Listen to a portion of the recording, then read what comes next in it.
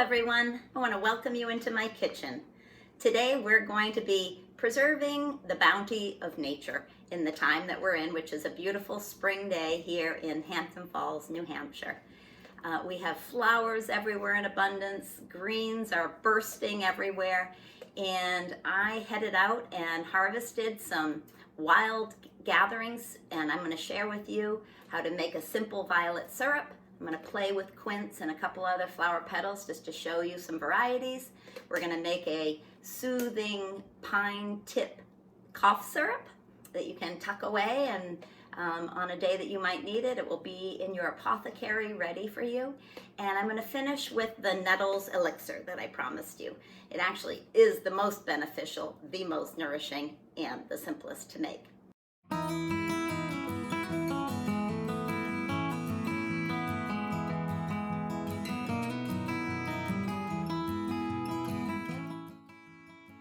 The first thing I want to mention is a disclaimer. You know, I have been wild harvesting for about 12 years. I have a stack of reference books that I use to identify, to research about each plant, and to use as a point of reference, to have a plant ID, to see if there are any lookalikes that might be dangerous.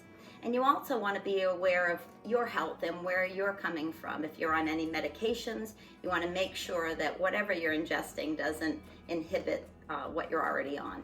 And obviously, pregnant and nursing women want to have the highest standard of caution to be aware of. There are beneficial plants, but there are also plants that would not benefit that situation.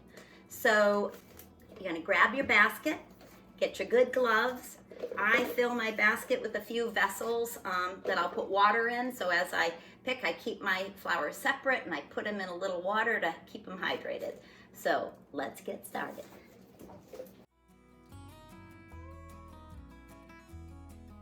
So today we are going to explore flower-infused simple syrups. And the reality is these beautiful flowers that are all around us in the wild, many of them apply themselves to a simple syrup so beautifully, and none matches the beauty of the violet.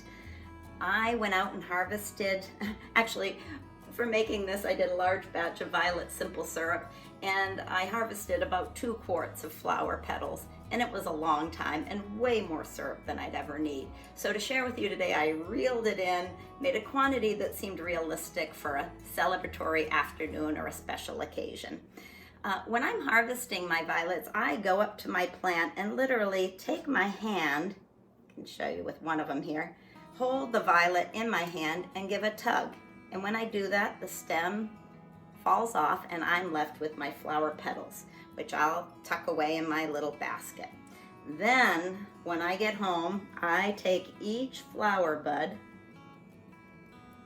pluck the green stem at the base, and put my little flower petals in a jar. And I have about, well, it was 6 ounces, but they've settled a little bit, so I'm going to call it 6 ounces of flower petals. I also added a few lilacs to this just because they were just opening and I thought that their fragrance would lend itself to the syrup. So to make a simple syrup, it's a simple formula. So equal amounts of flower petal to sugar to water. And that's the formula. But how I have done it is I take my flower petals and get some good boiling water and pour it right over them. And you let that just sit overnight. And you can see, you know, I've got this nice clear liquid, but after sitting 24 hours, you have a beautiful kind of light blue water. And what I'm going to do is take what has steeped overnight. I'm going to strain out the flower petals. And I know this is 6 ounces here. So I am going to take 6 ounces of, I don't use white sugar, but it hasn't affected the recipe. So put that on your burner. And you just want to let that heat up enough to melt the sugar. And that's going to be it. I'll show you when that comes off the burner. That you want to be aware of is that you don't let it come to a boil. So as I said, you know, you're not limited to quince, but what you are limited to is what is edible. So with a little research, you know, I found that quince was a wild edible blossom. And if you know me, you know I love flower petals. I put them on salads, I put them in my water, but here I have a way that I can preserve them for another day. So again, I plucked the petals off of my stem, collected my petals, infused it with some boiling water overnight, and that is going to be a quince simple syrup. You can also use dried flower petals that you might have in your cupboard. This is hibiscus, Himaica, and it makes a beautiful tea, but I've used about half of the flower petal amount as I did with the fresh flower. Boiling water, let it sit overnight, and it made this gorgeous simple syrup that I think would be lovely in a cocktail or on fruit or something. Another thing that you want to be aware of is the type of metal and containers that you use. When you're making a simple syrup, you want to use stainless steel or glass. You don't want to use any plastic or aluminum. They leach into the essence and can affect the color and the flavor. So good stainless steel, good glass. You can use wood. The sugar has completely dissolved. It's a really light, beautiful blue. I'll share that with you. Kind of almost indigo. And it smells divine. Reminds me of the little pastilles that we used to get. Violet. So my violet syrup has cooled, and I want to share with you one of the most fun things about it. It kind of takes on a light blue tint, kind of in the pinkish realm. But if you add it to some sparkling water, and when you add citrus, it brightens it up, brings this pinkish bluish hue to it. Toss a few violet petals on top, and you have a celebration in a glass.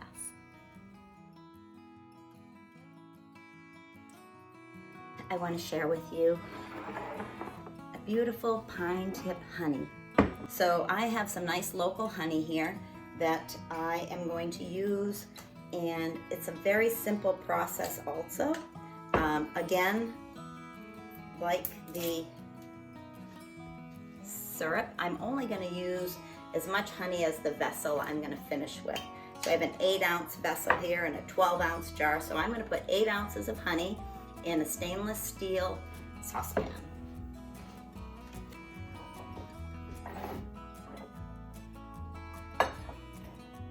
So to make this pine tip syrup, I have approximately 8 ounces of local honey in a stainless steel pot.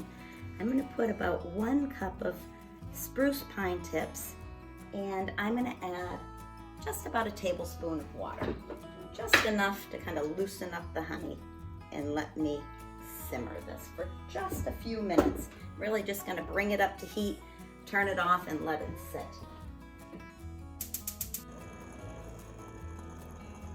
I brought my pine tips honey with about a tablespoon of water to a gentle simmer and let it sit for about 10 minutes. That's all it needs.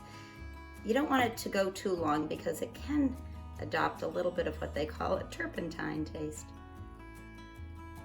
So I am taking Nature's Medicine.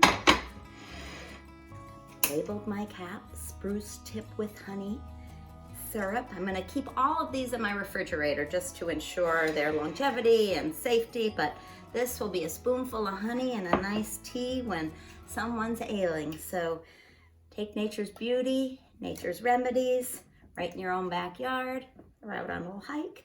Preserve them for your future. Enjoy.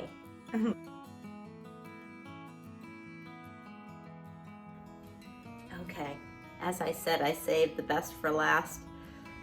Today I want to introduce you to stinging nettle, or nettles. And the beauty of nettles is they're a nutrient-dense, vitamin-rich antioxidant.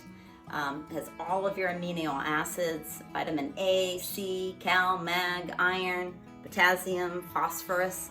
and it has a very distinct look. It has a very ragged edge and a very thistly, thorny stem, called stinging nettle because if you happen to brush up against it, you are stung. It's like the whole leaf just grabs you and bites you.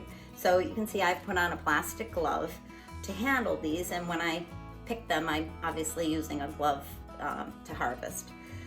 But the amazing thing is, once they are blanched or covered in boiling water, all of the stinging properties go away, and all you have are the health benefits that are left. So these are delicious to blanch, chop up, and use in a vegetable or a green stir fry. Sometimes people use them for gnocchi or a soup. A creamy nettle soup is also a traditional recipe. But today I'm going to show you how to get the health benefits in the most simplest application. I have washed my nettles after I harvested them. I'm going to take half a dozen or so just to loosely fill my quart jar. And then the simplest thing is you take nice boiled water, completely cover it, and you can see as this is happening, the nettles just brighten up, and as they're heating up, their vibrancy comes to life. And you're just going to set this on your windowsill counter for overnight, a good 12 hours. You can put it out in the sun for a little bit if you want the next day, but really I've found 18 hours seems to be the optimal time. And at the end of that 18 hours, take my glove off, you will end up with this beautiful elixir. Let's see if I can just pour this out here. You can see how beautiful and bright. Actually, yesterday's was a little more vibrant. I left it for about 18 hours. This is about 12, must just say. It's so delicious. It's soft, it's nourishing, it's like your body just loves it. So the amazing thing about nettles is they are nutrient dense and they grow in rich soil.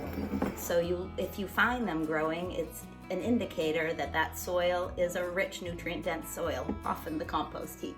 So find a nettle patch, simple harvest, hot water and an overnight soak, and you will give yourself one of the most delicious, nutrient dense elixirs that you can for this time of year. So nettle up and enjoy.